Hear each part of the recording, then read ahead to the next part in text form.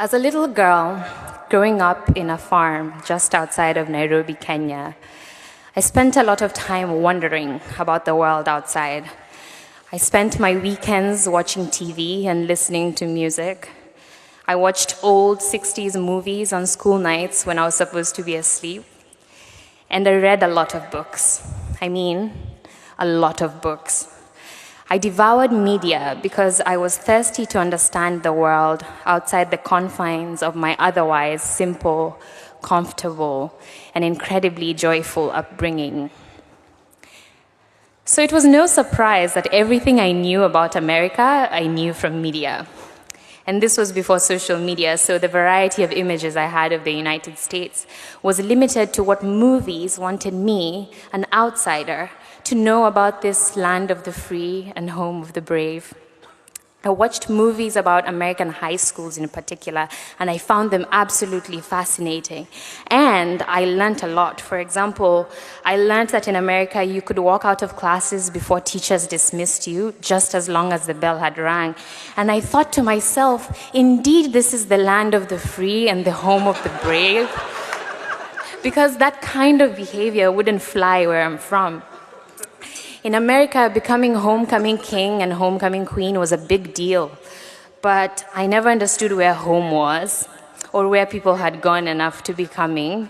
I also learned that in America, everyone was always looking for a prom date, and that if you dropped your books and someone picked them up for you and gazed into your eyes, then at the end of the year, they would become your prom date.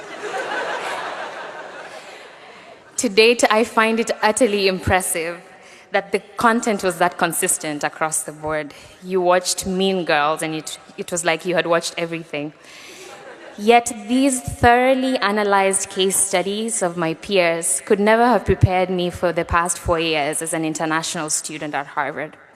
In fact, in a way, I held a lot of misconceptions about the United States because of them.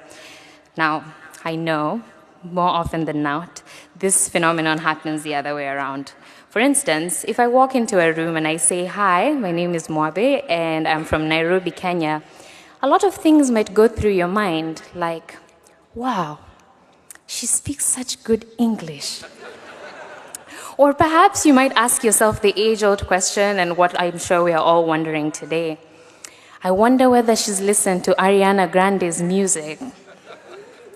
Yet in the same way, I too had my own stereotypes about the United States. There were stories I had heard throughout my life that had embedded plenty of assumptions in my mind. Racial stereotypes, stereotypes about people from different socioeconomic backgrounds, stereotypes about American preferences. At times, I wouldn't realize I had these perceptions in my mind, but I always found myself holding on to them ever so tightly whenever I encountered something new or different that I wasn't willing to try. The thing with stereotypes that makes them so powerful is that they menacingly appear to be true, and that it can be so comfortable to hold on to them because predictability is easy to work with. Nuance makes things complicated. Nuance doesn't fit into policy or captivating film narratives. And once you're comfortable enough in what you know, there's no reason to step out of it.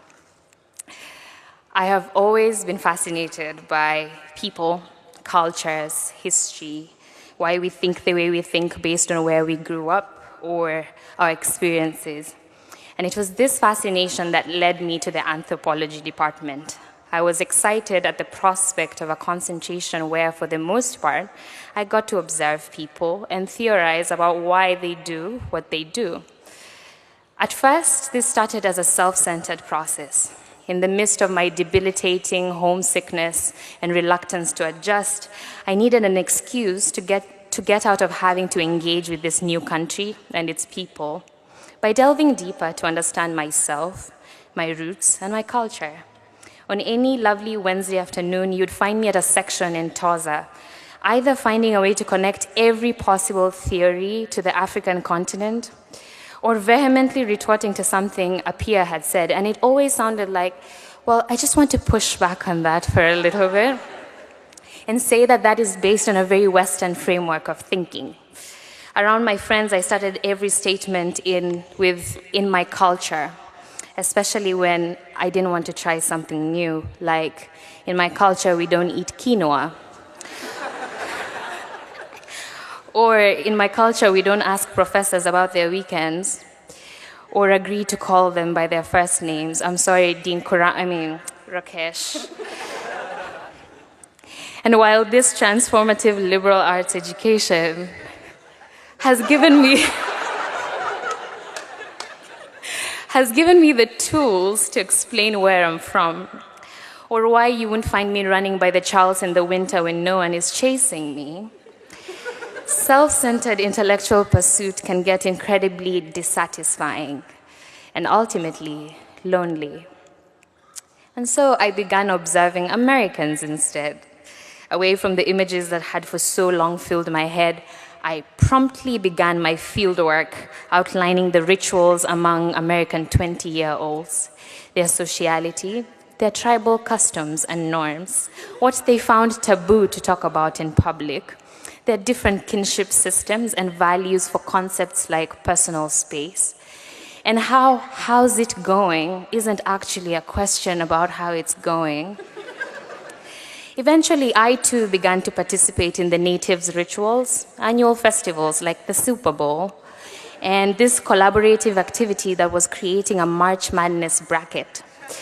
I started watching American news as an empathy exercise, really.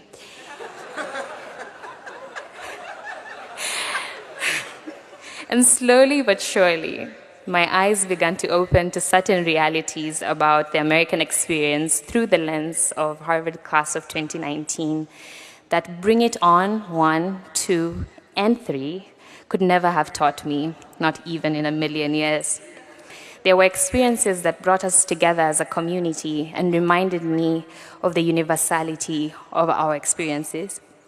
It was in the looks of awe and amazement and chagrin for some, when we witnessed Adam's house rise like a phoenix from the ashes, blessing us with what had to be the greatest housing video of all time. Go Adams. It was in your faces every time you worried about the inequalities of your education system. It was in your pain when another unarmed black man was shot. It was in the face of an understaffed homeless shelter and an increasingly gentrifying town. Now, I know Harvard is not representative of the entire United States. In fact, if anything, this heavily endowed bubble is far from the reality faced by millions in this country. But if there is anything I am thankful for, it has been the opportunity to have been part of class of 2019. A class of strong, talented, beautiful, smart, ambitious young people who have shared with me little snippets of where they're from and where they hope to go. And so at the end of this anthropological study, I would like to share with you all my findings based on the statistical sample that has been my interactions with the class of 2019. The most important of them being that people are people, and joy is joy, and pain is pain everywhere. And we cannot limit ourselves to what we know based on where we come from. In the same vein, let it not be that this Harvard experience becomes our culture, if you will, that we get so attached to bleeding this crimson blood that we're so unwilling to step out and be challenged to learn something new or presently engage when we encounter something or someone different.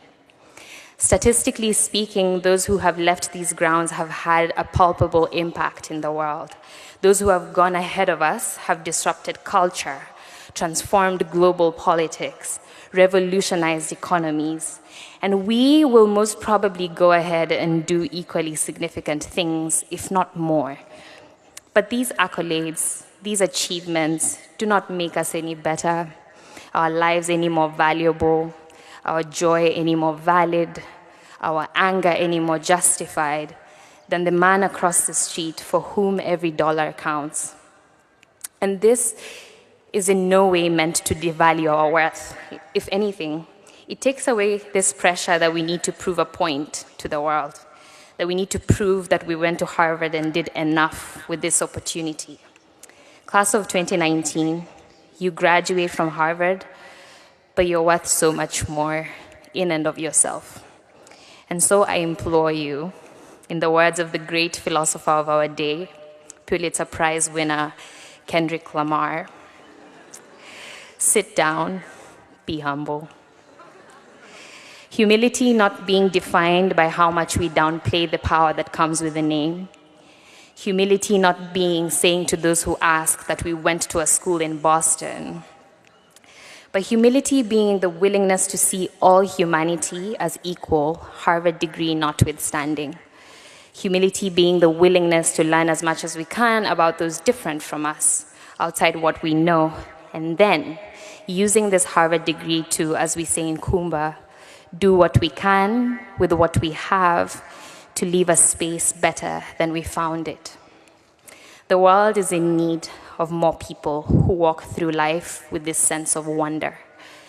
People courageous enough to engage with that which is different or strange or even unacceptable, willing enough to step out of what they think they know, and humble enough to learn from each experience.